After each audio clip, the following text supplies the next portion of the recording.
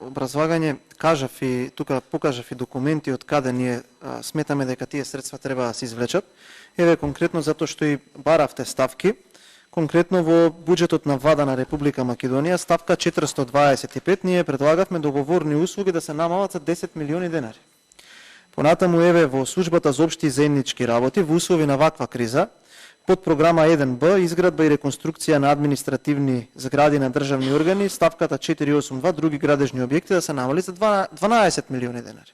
Или еве да продолжиме понатака, Министерство за политички системи и односи меѓу заедниците, каде што нели овој султанот наместо султанот е министер за ништо, договорни услуги да се намалат за 3 милиони денари.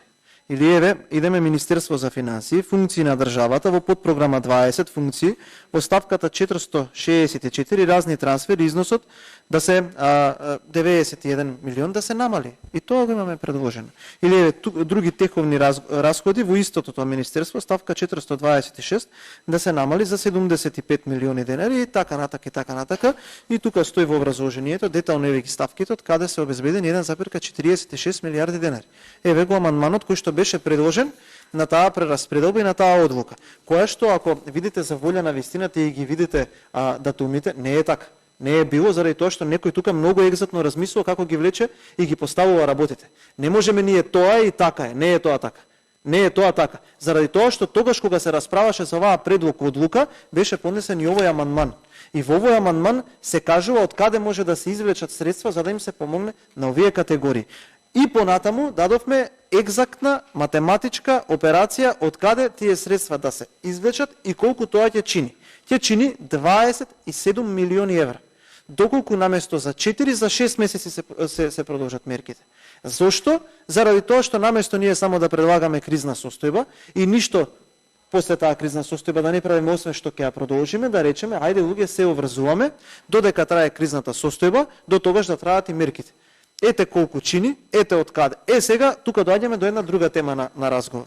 Во таа прераспределба ние дадовме 60 на милиони евра на ЕЛЕМ како дополнителна финансиска помош. Можете да го видите дека за суштината на таа прераспределба беше да се доделат уште 60 милиони евра на ЕЛЕМ за нели онаа енергетска криза. До сега ЕЛЕМ од овој буџет нас не има земено половина милиарда евра.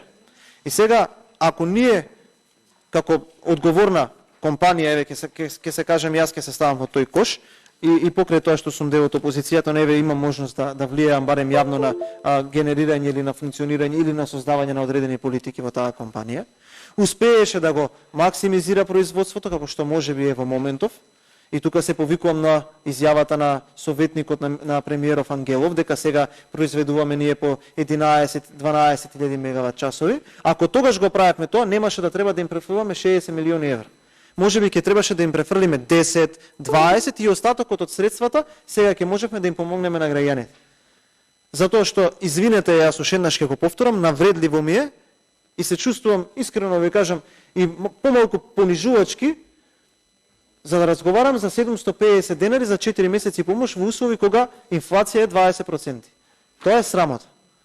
Тоа е срамота. И ќе ги поддржиме овие мерки заради тоа што сметаме дека средствата во буџетот секогаш кои што кидат кон граѓаните треба да бидат поддржани за да не останат во буџетот. А зошто да не останат во буџетот? Затоа што ќе се краде.